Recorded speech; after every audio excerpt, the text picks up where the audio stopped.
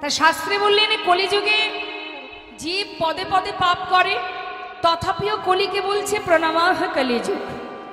প্রণাম করি হে কলিযুগ, তোমাকে প্রণাম জানাই। সর্বযুগের সার হলো তুমি, শ্রেষ্ঠ তুমি, উত্তম তুমি। কেন তুমি উত্তম? না, ধন্য কলিযুগ ধন্য, অবতীর্ণ আমার শ্রী চৈতন্য। নিতাই গৌর হরি বল।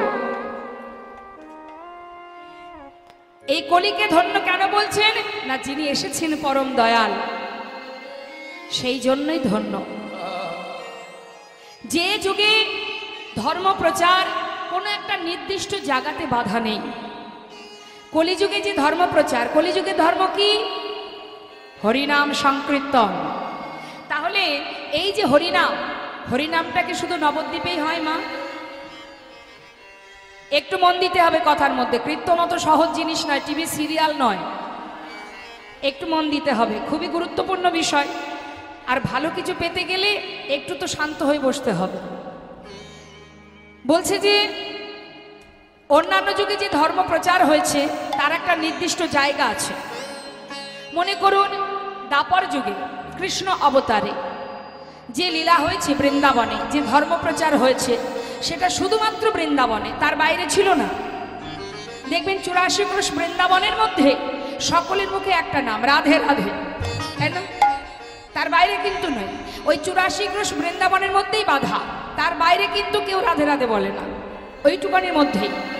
কিন্তু কলিযুগে যে ধর্ম প্রচার তার কি কোনো নির্দিষ্ট জায়গা আছে?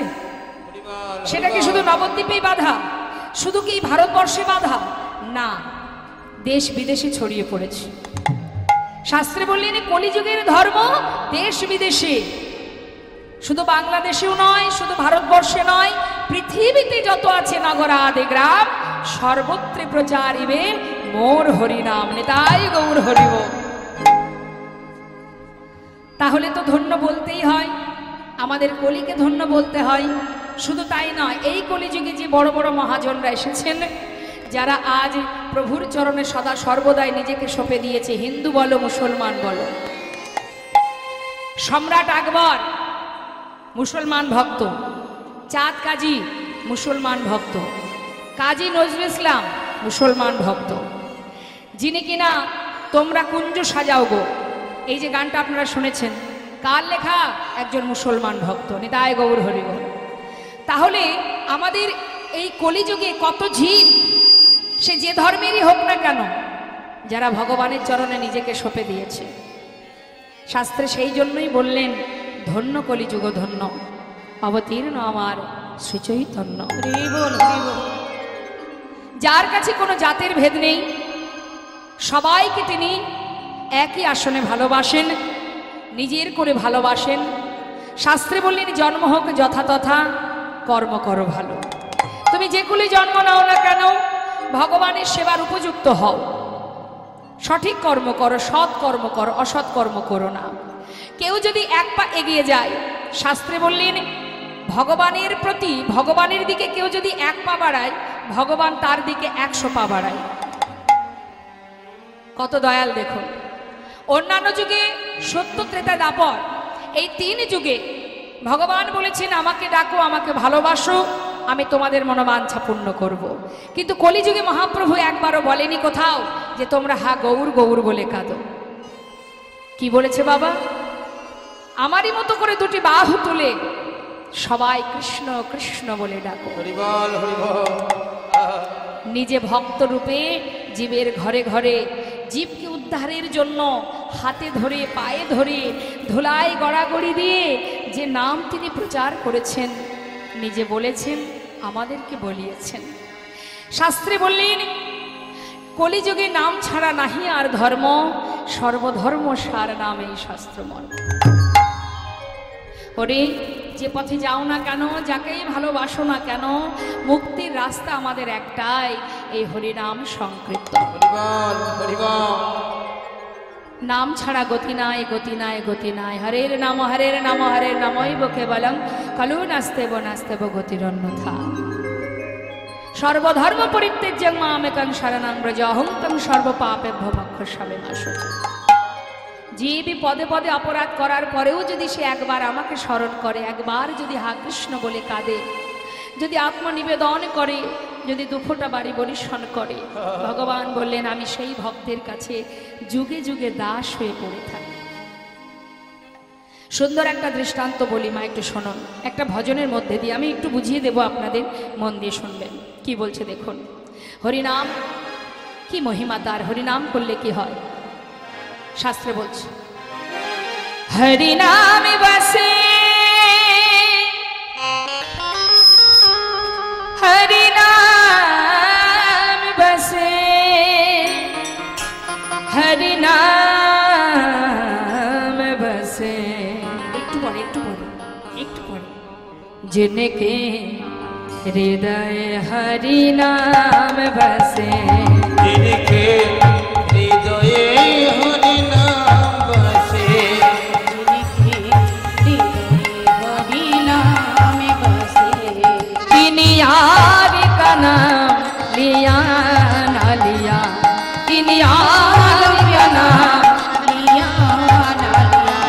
जिनके हृदय हरिनाम बसे, जिनके हृदय हरिनाम बसे।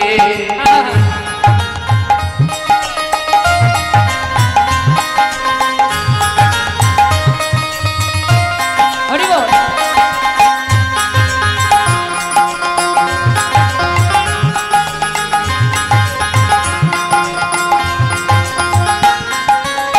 কথাটা কি বললেন মা?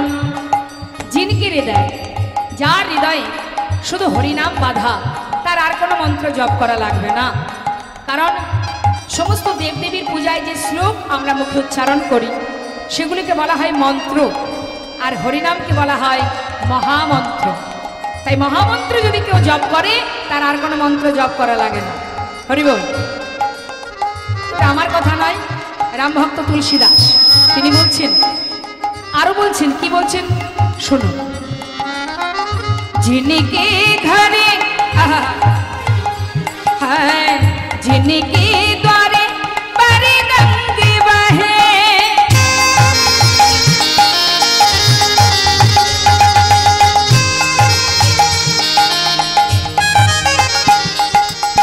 जिनके द्वारे परिरंग बहे, तिनको बिकाने पिया ना पिया, तिनको बिकाने पिया ना पिया रे।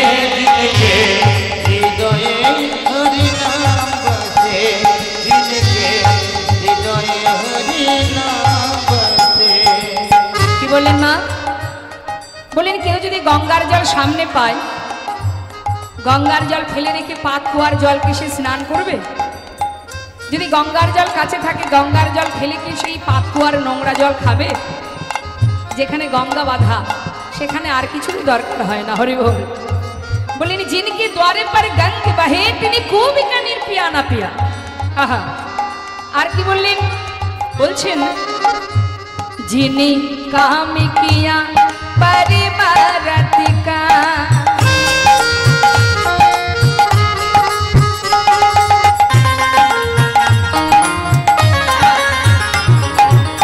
जिनी काम किया है, जिनी काम किया परिवारत का, तिनी हाथों से दान दिया ना दिया, हाथों से दान दिया ना दिया। जिनके हृदय हरिनाम बसे, जिनके हृदय हरिनाम बसे। কি বলছে মা? যদি কেউ ভগবানের সেবা দেয়, পরমাত্মা মানে গোবিন্দ, যদি কেউ পরমাত্মার সেবা করে, সেখানে যদি দান ধ্যান করে, তার আর কোথাও দান না করলেও চলে। যদি ভগবানের সেবা দিতে পারে, তাকে দান ধ্যান করতে পারে, তার জন্য নিজেকে সঁপে দিতে পারে, আর সে যদি অন্য কোথাও নাও দেয় তাতে কোনো দুঃখ নেই। ভগবানকে সন্তুষ্ট করলে সমস্ত দেবদেবী সন্তুষ্ট হয়ে যায়। যিনি আমাদের সৃষ্টিকর্তা, যিনি আমাদের পিতা। তাই শাস্ত্রে বললেন যিনি কাম কিয়া পরমাত্মা কা, তিনি হাত সে দান দিয়া না দিয়া। আরো বললেন শুনে নাও, जिनके घरे है, जिनके घरे एक सपूत भयो,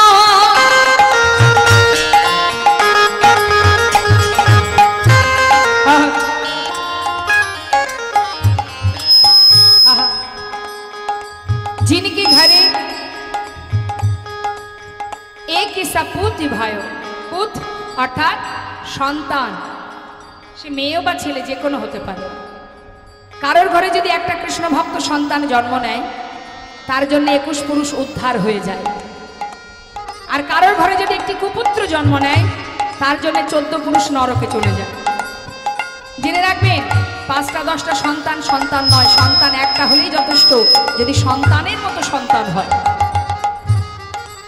বাবা অনেকের 5টা 7টা ছেলে মেয়ে আছে, তথাপিও দেখবেন সেই মা ওই এতগুলো সন্তানের হাতের শেষকালে বৃদ্ধ বয়সে ওই এতগুলো সন্তান থাকতেও তাদের কাছে তার এক মুঠো অন্ন জোটে না। ওই একার মতো একা পরের বাড়িতে ঝিয়ের কাজ করে নিজের জীবিকা নিজে নির্বাহ করে। কি লাভ তেমন সন্তান কাছে থেকে, যে সন্তান নিজের মাতা পিতাকে ভালোবাসে না। তাই সন্তান একটাই যথেষ্ট, যদি মানুষের মতো সে মানুষ হয়। এটা আমার কথা না, রামভক্ত তুলসী দাস বললেন, যদি ভক্তি রাজ্যে কোনো সন্তান প্রবেশ করে সে আর কিছু হতে পারুক বা না পারুক, অমানুষ কখনো হবে না। তাই গৌর হরিব। তাই বলছি রামভক্ত তুলসী দাস, তিনি বলছেন जिनकी घरे एक सपूत भयो, একটা পুত্র যার ঘরে আছে কৃষ্ণ ভক্ত, তিনি লাখো কাপুত ভায়া না ভায়া, লাখো সন্তানের দরকার হয় না। আরো বললেন, শোনো শোনো, जिन्हें माता पिता की सेवा करे,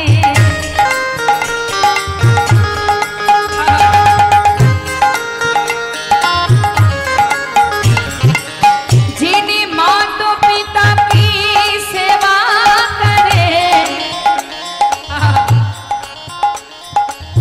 তাহলে কি হবে? যদি কেউ মা বাবাকে ভালোবাসতে পারে, সবার আগে ভগবান তো মাতা পিতা। যে মাতা পিতার হাত ধরে আমি হাঁটতে শিখেছি, যে মাতা পিতার হাত ধরে আমি এত বড় হয়েছি, সেই মা বাবা হলেন আমাদের প্রথম গুরু। সেই গুরুর ভালোবাসা, তার আশীর্বাদ যদি আমি নিতে না পারি, শাস্ত্রে বললেন তেমন সন্তান পৃথিবীতে বেঁচে থাকার চাইতে মরে যাওয়া ভালো।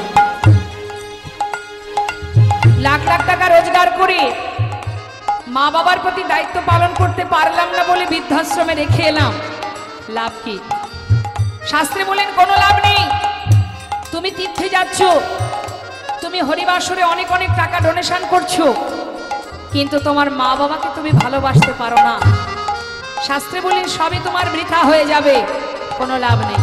আর কোনো ব্যক্তি যদি মা বাবাকে ভালোবেসে অর্থের অভাবে যদি তীর্থে যেতে না পারে, সাধুগুরু বৈষ্ণবকে সেবা দিতে না পারে, কোথাও কোনো কিছু দান করতে না পারে, কিন্তু মা বাবার আশীর্বাদ যদি তার মাথায় থাকে, রামভক্ত তুলসী দাস বললেন কোনো দুঃখ নেই। যদি মা বাবার কাছে থাকে, মা বাবার ভালোবাসা পায়, মাতা পিতাকে যদি ভালোবাসতে পারে, সে যদি তীর্থে নাও যায়, সে যদি কোনো ব্রত করতে না পারে, কোনো দুঃখ নেই। যদি পারে সেটা আলাদা বিষয়, যেতেই পারে, যদি নাও পারে কোনো দুঃখ নেই, দুঃখের কিছু নেই, মা বাবার আশীর্বাদ তোমার মাথায়। রামভক্ত তুলসী দাস তাই বলছেন, কি বলছেন শোনো, जिन्हें माता पिता की सेवा करे,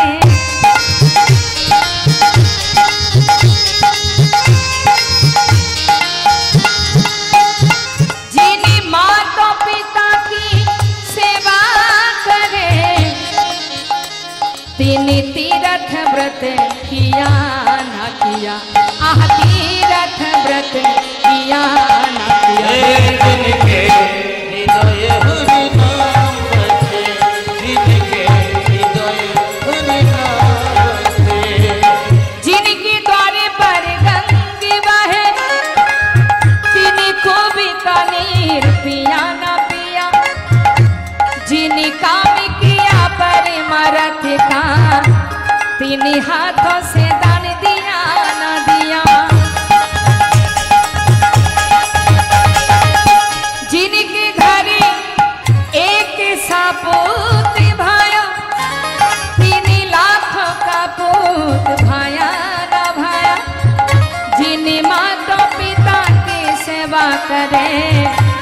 ने तीरथ व्रत किया न किया।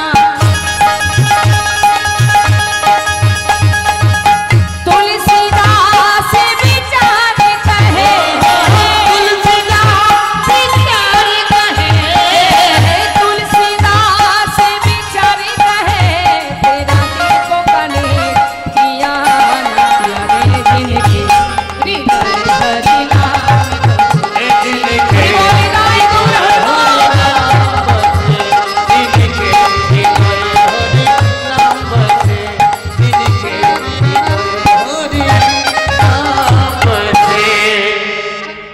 হরিনামের এমনই মাহাত্ম্য।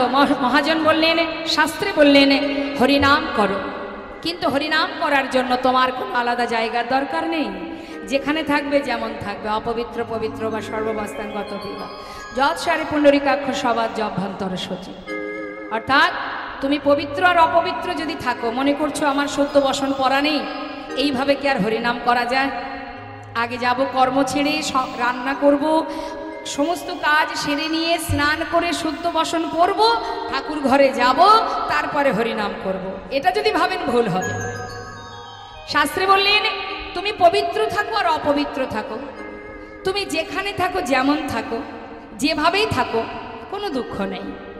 যখনই তুমি হরিকে স্মরণ করবে, সেই মুহূর্তেই তোমার ভিতর বাহির সঙ্গে সঙ্গে পবিত্র হয়ে উঠবে। তাই গৌর হরি। তাহলে এত যখন সুযোগ আছে আমাদের, এত সহজ উপায় আছে। অন্যান্য যুগে ভগবানের জন্য অনেক কষ্ট করতে হতো, অনেক দিন ধরে চিন্তা ভাবনা নিতে হতো। কেন? ধ্যান তপস্যা যুগ যুগ ধরে। কৃত্যে যধ্যায়তে বিষ্ণু, ত্রেতায় যজ্জতে মোক্ষ, দাপরে পরিচর্যং কলতদ্ধরি সংকীর্ত। ধ্যান তপস্যা ছিল, যাগ যজ্ঞ করতে হতো। বলুন দেখি মা, বাড়িতে যদি যজ্ঞ করে ভগবানকে পেতে হয়, তাহলে যজ্ঞের সমস্ত আয়োজন করতে গেলে কতগুলো মাস আমাদের চিন্তা করতে হয়, তাই না? কিভাবে কি হবে। পূজা অর্চনা করতে গেলে তারও বিভিন্ন রকমের ব্যবস্থা, অনেক দিন ধরে তার আগে থেকে চিন্তা ভাবনা করতে হয়। কিন্তু কলিযুগে কোনো চিন্তা করার নেই। তোমাকে পূজা অর্চনা করতে হবে না, কিছুই না, শুধু তুমি হরিনাম করো। চলতে পথে হরিনাম করো, কর্ম করো মুখে, হাতে মুখে বলো হরিনাম। কত সহজ উপায়। শাস্ত্রে বলেন যদি কেউ হরিনাম করতে পারে, মহামন্ত্র জপ করতে পারে, হরিনাম করলে কি হবে? হরিনাম করা, এই হরিনামের মাহাত্ম্য কি? রাধা গোবিন্দের চরণে নিজেকে সঁপে দেওয়া। হে রাধে, হরে কৃষ্ণ, হরে কৃষ্ণ। হরে অর্থাৎ রাধারানী, কৃষ্ণ মানে আমাদের গোবিন্দ। হরে কৃষ্ণ কৃষ্ণ কৃষ্ণ হরে হরে, হরে রাম রাম অর্থাৎ সেই গোবিন্দই। তাহলে রাধা গোবিন্দকে স্মরণ করে আমাদের এটাই বলা যে হে রাধে, হে কৃষ্ণ, তোমাদের যুগল সেবায়, তোমাদের চরণে আমাকে দাস করে গ্রহণ করো।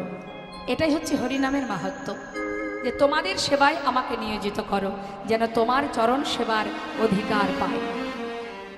তাহলে এটা আমরা প্রতিটা মুহূর্ত তার কাছে বলতে পারি, গাইতে পারি। একবার সবাই মিলে গাইব, দেখে হাত তোলো। সাধুসঙ্গ সর্বশাস্ত্রে কয়, লব মাত্র সাধুসঙ্গে সর্বসিদ্ধি হয়। আজ এখানে যত ভক্ত আছে, কত বৈষ্ণব, কত সাধু আছে এখানে, আপনারা বসে আছেন, সাধুসঙ্গ করছেন। বলা যায় কোনো ভক্তের অঙ্গের পরশ যদি আপনার লেগে যায়, হাজারো পাপ দূরীভূত হয়ে কিঞ্চিত পুণ্য যদি অর্জন করতে পারেন, তবুও তো এক জন্মে না হোক, জনম জনম সাধনার ফল একদিন গোবিন্দ চরণে পৌঁছাবে। তাই সবাই মিলে আমরা ভক্ত সঙ্গের সাথে সাথে একবার হরিনাম করব। দেখি সবাই মিলে হাত তুলো। আজ আমি শুনতে চাই আমার মায়েদের কত সুন্দর মিষ্টি কণ্ঠ। মায়েরা সবাই গাইবেন কিন্তু, হ্যাঁ, অলসতা করবেন না, আমার জন্য নয়, আপনাদের নিজেদের জন্য। চোখটা বন্ধ করে হরিনাম করুন, দেখবেন একেবারে স্বতঃস্ফূর্তভাবে হরিনাম করতে পারবেন। হরে কৃষ্ণ হরে কৃষ্ণ। সবাই হাত তুলুন, আমি শেষ করব, আপনারা গাইবেন। কেমন? মন থেকে গাইবেন, প্রয়োজন হলে চোখ বন্ধ করবেন। চোখ এদিকে এদিকে চলে গেলে মনটাও চলে যাবে। তাই যখন তার নাম গাইবেন, চোখ বন্ধ করে গাইবেন। হরে কৃষ্ণ কৃষ্ণ কৃষ্ণ হরে হরে, হরে রাম রাম রাম হরে হরে। বলুন হরে কৃষ্ণ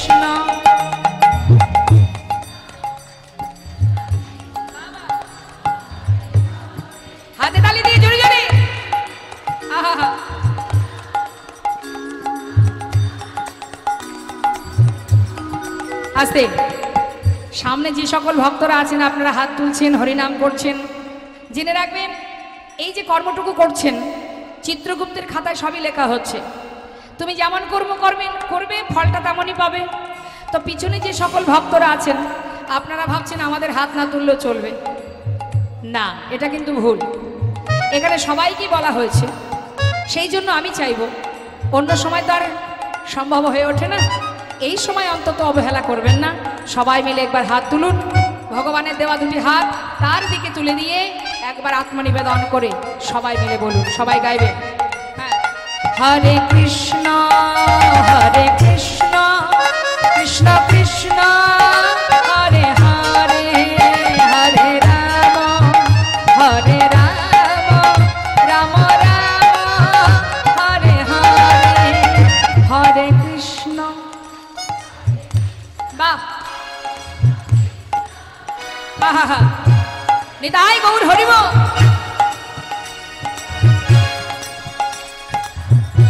হরিবল গৌর হরিবল। বা বাবা, হরে কৃষ্ণ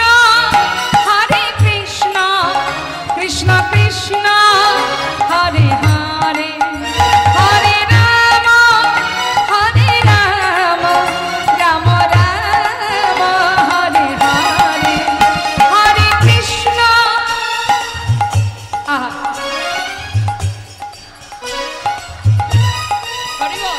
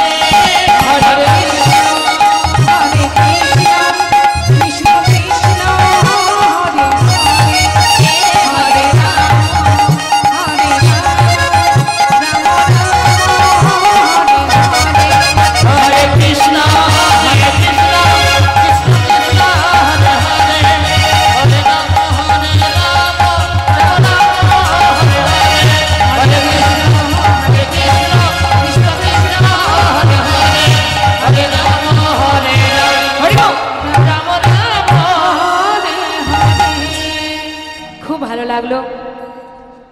বেশ অনেকদিন পরেই এত সুন্দর মধুমাখা হরিনাম শুনতে পেলাম। হরিনাম সংকীর্তন কথার অর্থ হচ্ছে সকলে একসঙ্গে যে নাম করা হয়। আমার মহাপ্রভু হরিনাম সংকীর্তনের পিতা, সংকীর্তন কপিতর, তিনি হচ্ছেন হরিনাম সংকীর্তনের পিতা। ভালো লাগলো। এইভাবে সেবা করতে হবে মা। যখন ভগবানের সেবা করব তখন কোনো দিকে তাকাবো না, শুধু তারই সেবা। সেবার মধ্যে যেন কোনো রকম অলসতা না থাকে, কৃপণতা না থাকে, স্বতঃস্ফূর্তভাবে, তবেই তো মনের জোর হবে। দশেন্দ্রের ষড়রিপু তার চরণে সঁপে দিয়ে আত্মনিবেদন করে আমাদের সেবা দিতে হবে। কেমন? তবেই তো তিনি সন্তুষ্ট হবেন। ভগবান বললেন, কেউ যদি ডাকার মতো ডাকে আমি তার এক ডাকে সাড়া দিই। সারা জীবন ধরে ডাকতে হবে না, ডাকার মতো ডাকো। এই যে আপনারা এত সুন্দর তালে তালে হরিনাম করছেন, মহামন্ত্র জপ করছেন, বলুন তো মা, এটা কি ঘরে পাওয়া যাবে না? এইখানে যদি কেউ হরিনাম আস্বাদন করে তাতেও মঙ্গল, হরিনাম যদি কেউ গাইতে পারে তাতেও মঙ্গল। যেভাবেই করো না কেন, হরিনামের এমনই মহিমা, হেলাই বা শ্রদ্ধায় যে বা নাম লয়, ক্রমে ক্রমে কৃষ্ণ ভক্তির হয় উপচার। হরিবল হরিবল। কৃষ্ণ গালি দিতেই যদি কেউ করে কৃষ্ণ নাম উচ্চারণ, দেখবেন অনেকে গালি দিতে মানে ব্যঙ্গ করতে হরিনাম মুখে উচ্চারণ করে। সাধুগণকে দেখলে কি বলে? জয় নিতাই। মনে করুন জীবনে কোনোদিন সে বলেনি, একজন সাধুকে দেখে বলে ফেললো। সাধু কি বলে? তথাস্তু, তুই আবার বল, বলতে থাক। যতবার বলবি আমাকে দেখবি ততবার বলবি। আমাকে ব্যঙ্গ করতেও যদি তুই বলিস তাতে তোরই মঙ্গল। হরি বল। কৃষ্ণ গালি দিতে কেউ যদি করে কৃষ্ণ নাম উচ্চারণ, সেই নাম হয় তার মুক্তির কারণ। তামাগো, সবাই মিলে আপনারা হরিনাম করবেন, কৃষ্ণ নাম আস্বাদন করবেন ভালোবেসে অন্তর থেকে। তা আসুন, আজ আমরা চলে যাব এবার লীলা কথায়। তার আগে আমরা মহাজনের চরণে একবার প্রণাম জানাবো। শাস্ত্রে কি বলছেন মহাজন? এ তৃণ ভুবনে আনন্দে ভরিল, উঠিল মঙ্গল স্বর।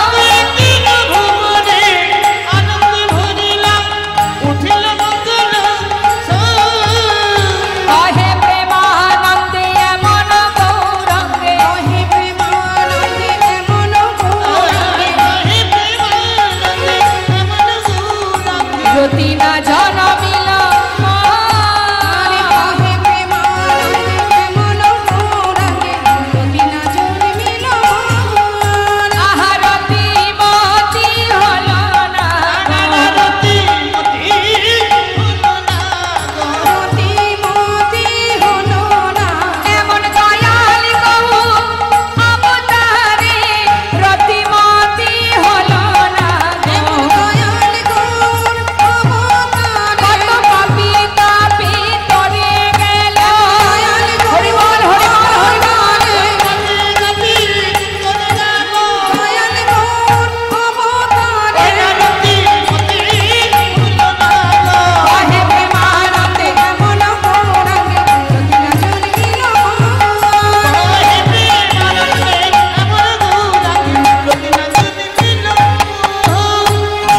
কৃষ্ণ। এত সময় আমরা একটা পদের মধ্যে দিয়ে গৌর চন্দ্রিকা শ্রবণ করলাম। এবার আমরা লীলা কথায় যাব। লীলা কথা আজকে কিন্তু আমাদের গৌরহরিকে নিয়ে, গৌরহরির একটি সুন্দর লীলা আমরা শ্রবণ করব মা। তা চলুন সবাই মিলে আমরা শ্রীধাম নবদ্বীপে গৌরের একটি সুন্দর গুণগান শুনতে শুনতে লীলায় চলে যাই। কেমন? জনতা জয় গৌর।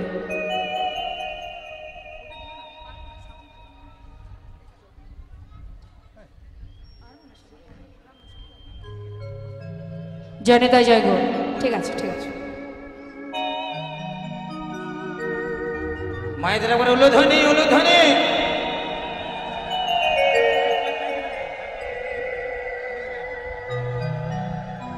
সুরধনির কিনারা সোনার নূপুর দিয়া পায়, নাচে না গরি গো সুন্দর গৌরঙ্গরা। আহা সুরধনির কিনারায় সোনার নূপুর দিয়া পায়, নাচে না গরি গো সুন্দর গৌরঙ্গরা। সুরধনির কিনারায় সোনার নূপুর দিয়া পায়, নাচে না গরি গো সুন্দর গৌরঙ্গরা। আহা সুন্দর, আহা সুন্দর, ওই দেখো সুন্দর গৌরঙ্গরায়, নাগরি গো সুন্দর গৌরঙ্গরায়। ওই সুরধনির কিনারায় সোনার নূপুর দিয়া পায়, নাচে না গরি গো সুন্দর গৌরঙ্গরা। হরি বল, হরি বল, হরি বল।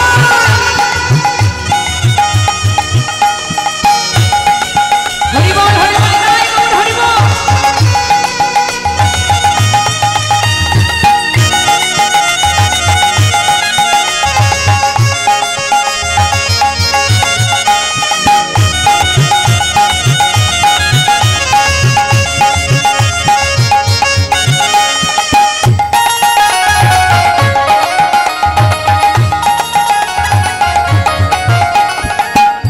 সুন্দর কপালে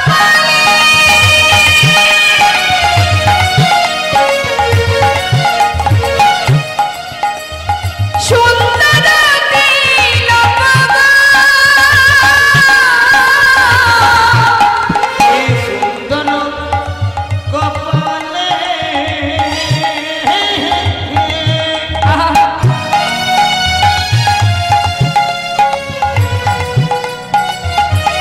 হরি বল। ওই সুন্দর তিলক গো।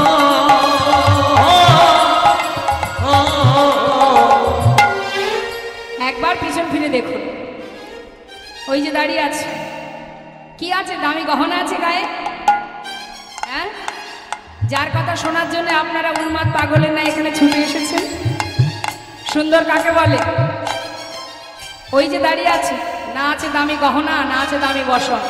হ্যাঁ, আমরা যদি একটু সাজগোজ করি তখন আমরা অনেকে দেখবেন, অনেকে বলে বাবা কি সুন্দর দেখতে। একবার জলে মুখ ধুলে আর কেউ তাকাবে না। এই আমি যখন সেজে গুজে আপনাদের এখানে এসেছি, আপনারা সবাই আমাকে চিনতে পেরেছেন, কিন্তু আমি যখন নর্মালভাবে বাড়িতে থাকবো আমাকে কিন্তু কেউ চিনতে পারবে না, তাই না বাবা? এইটা যে সেই কিন্তু নিয়ে খুঁজে পাওয়া মুশকিল। তাহলে আমরা সাজলে গুজলে সুন্দর, আর যিনি না সাজলেও সুন্দর সেই তো সুন্দর। যার অঙ্গে দামি বসন নেই, দামি গহনা নেই, তথাপিও তার রূপ দেখলে ত্রিভুবন ভুলে যায়। হরিবল। যাকে চোখে না দেখে শুধু তার বিগ্রহ দর্শন করে সাধারণ ভক্তগণের চোখ দিয়ে অঝরে বাড়ি বরিষিত হয়, সেই তো বাবা সুন্দর। ত্রিভুবন ভুলে যে রূপ দেখে সেই তো সুন্দর। তাই জেনে রাখবেন, সেজে গুজে সুন্দরের কোনো দাম নেই। আর এ সৌন্দর্য দুদিন আছে, দুদিন পরে আর থাকবে না। থাকবে? যতই দামি দামি ক্রিম মাখো না কেন, সময়ের সাথে সাথে সব শেষ হয়ে যাবে। তাহলে এই সুন্দরের জন্য গর্ব করি না আমরা? দেখবেন, অহংকার যে শুধু টাকাতে হয় তা কিন্তু নয় বাবা। অনেকে দেখবেন আবার রূপের অহংকার করে, আমার এত সুন্দর দেখতে। হরি বল। কেন এত অহংকার করছো? এটা তো তোমার নয়, দুদিন পরে আর থাকবে না। তাহলে এত অহংকার কিসে? হরিবল। সুন্দর সেটাই, দামি অলংকারও থাকবে না, দামি পোশাকও থাকবে না, যাকে দেখলে জগতে সবাই ভুলে যায়, সেটাই তো রূপ। সুন্দর হতেও সুন্দরতম। তাই নদিয়া নাগরী বলছে, সজনী রে দেখ দেখ, সুন্দর কপালে সুন্দর তিলক। আর কি আছে? আহা আহা সুন্দর রেখা। আচ্ছা, সুন্দর রেখার নামা বলি গাই, নাগরী গো সুন্দর গৌরবরা। ওই সুরধনী কিনারা সদন দিয়া পার না করি গো করগুরা গোরা।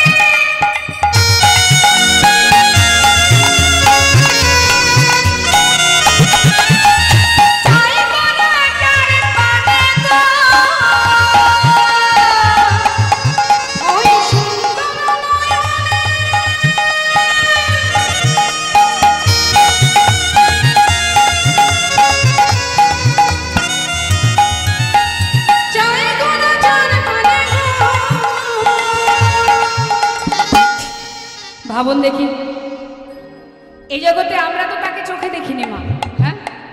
তাই আমরা তার জন্য পাগল। এখানে যত ভক্ত এসেছেন সবারই নিজের নিজের কাজ আছে, সংসার আছে।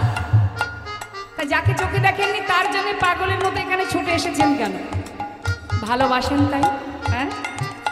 তাহলে আপনারা এখানে এসে তার রূপ দেখে, তাকে দেখে আপনারা পাগল। আর তিনি যদি কারোর দিকে তাকায়, কি হবে তার অবস্থা? নদিয়া নাগরী বলছে, সজনী রে, ওই যে সুন্দর দুটি নয়ন, ওই নয়নে যদি তিনি কারোর দিকে তাকায়, তার কি হবে জানিস? ও তার দেহ ছাইড়া, তাই নাকি? এই দেহ ছাইড়া মনটা লইয়া যায়, নাগরী গো সুন্দর গৌরবরা। ওই না সুরধনী কিনারা সদন দিয়া পার না করি গো সুন্দর গোরা গোরা।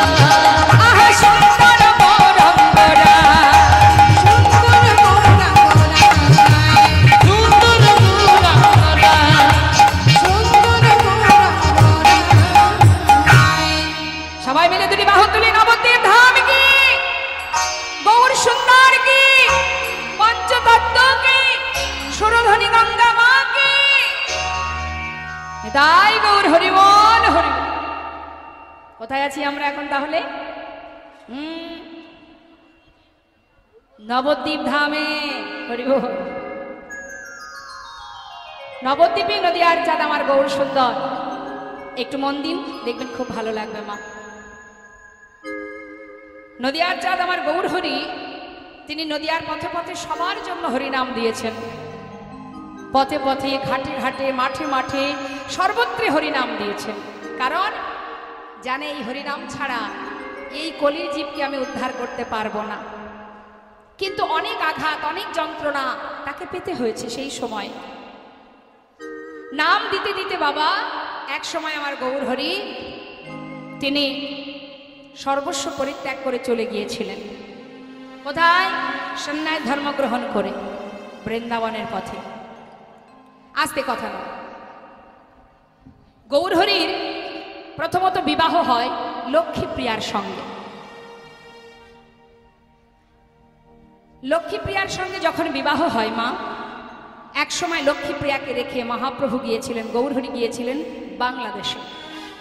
বাংলাদেশে তার পিতৃভূমি, যে জায়গাটির নাম এখন সিলেট, আর মহাপ্রভুর পিতৃভূমি সেখানেই। আগে তার নাম ছিল শ্রীহট্ট। ওই সিলেটে গিয়ে পিতৃভূমি দর্শনে যখন মহাপ্রভু যান, গৌরহরি যান, তখন লক্ষ্মীপ্রিয়া অর্থাৎ গৌরহরির সহধর্মিণী যিনি, তিনি প্রভুর শোকে শোকাহত হয়ে তিনি প্রাণ ত্যাগ করেন, মারা যান।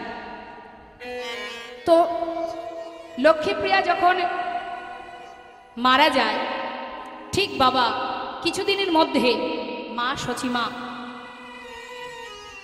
ছেলে আমার পাগলের মতো নদীয়ার পথে পথে হরিনাম করে বেড়ায় দেখে মা সচিমা চিন্তা করছে, বৌমা তো আর নেই, এখন আমি যদি মারা যাই, আমার নিমাই সারাক্ষণ ওই নদীয়ার পথে পথে পাগলের মতো এপার ওপার করে হরিনাম করে, ওকে কার হাতে রেখে যাব? তাই মা বারবার ছেলেকে অনুরোধ করতে শুরু করলো, তুই আবার বিবাহ কর হরিব। আমার ইচ্ছা। গৌরহরি বলছে, মা আমার তো বিবাহ হয়ে গেছে, আবার কেন বলছো? বাবা আমার ইচ্ছা, আমি যদি মারা যাই তোর দেখবে কে? কারোর হাতে যদি তোকে তুলে দিতে পারি। মা তো তিনি তো আর জানেন না যিনি ভগবান। বলছে কারোর হাতে যদি তোকে তুলে দিতে পারি, আমি মরেও শান্তি পাবো। তাই প্রভু তো মাকে ভালোবাসতেন, মায়ের বাক্য লঙ্ঘন করেননি, মায়ের কথা মতো বিবাহ করেছিলেন। কিন্তু তথাপিও তিনি বলেছিলেন, মা আমি কিন্তু নর্তন কীর্তনে বাহির হব, আমার কাজে, আমার এই যে নর্তন কীর্তনে আমি যাব, আমার এই সেবা কাজে বাধা হবে না তো? মা চিন্তা করছে ছেলের তো আগে বিয়েটা হোক, তারপরে চিন্তা পরে করা যাবে। কোনোভাবে যদি বৌমাকে ঘরে আনতে পারি, আর আমার নিমাই যেতে পারবে না। তাই বিবাহ হয়েছিল মালঞ্চপাড়া নিবাসী সনাতন মিশ্রের কন্যা, যার নাম বিষ্ণুপ্রিয়া। কিন্তু বিবাহের পরের দিন ঘরে এলো ফুলশয্যা রাত্রেই মহাপ্রভু আমার গৌরহরি প্রিয়াকে ছেড়ে চলে যান। সেই সুন্দর লীলাটি আমরা শুনব মা। আবারও গৌরহরিকে ফিরিয়ে এনেছিলেন নিত্যানন্দ প্রভু শান্তিপুরে অদ্বৈত গৃহে। আসুন মন দেবেন, কথা নয়, আস্তে। মা বিষ্ণুপ্রিয়া প্রভুকে নিয়ে একই শয্যায় শয়নে। বিষ্ণুপ্রিয়া সবে এসেছে স্বামীর শয্যায়, ফুল শয্যা রাত্রে শয়নে। মধ্যরাত হঠাৎ বিষ্ণুপ্রিয়ার ঘুম ভেঙে গেল। যেই না ঘুম ভেঙে গেছে বাবা, শয্যাপরি হাত দিয়েছে প্রভুর শয্যার উপরে, হাত দিয়ে চমকে উঠেছে বিষ্ণুপ্রিয়া। কেন? প্রভু আর নেই। হেথা বিষ্ণুপ্রিয়া চমকি উঠিয়া, হেথা বিষ্ণুপ্রিয়া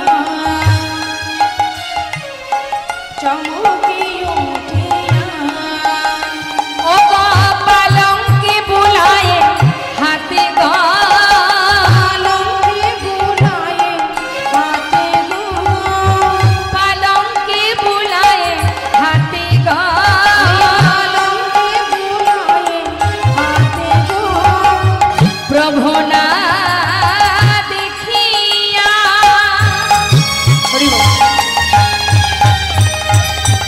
কাঁদিয়া কাঁদিয়া আমার প্রভু না দেখিয়া, কাঁদিয়া কাঁদিয়া অবশিরে হানি করা ঘাতে গনা দেখিয়া,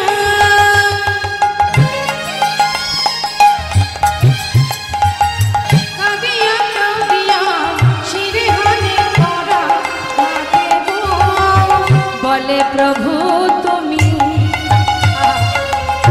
কোথায় গেলে? বলে প্রভু তুমি কোথায়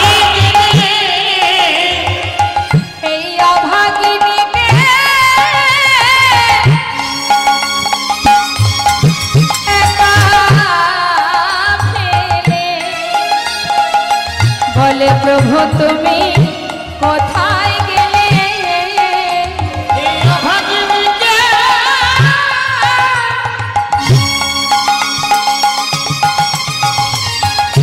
একা ফেলে বলে প্রভু তুমি কোথায় গেলে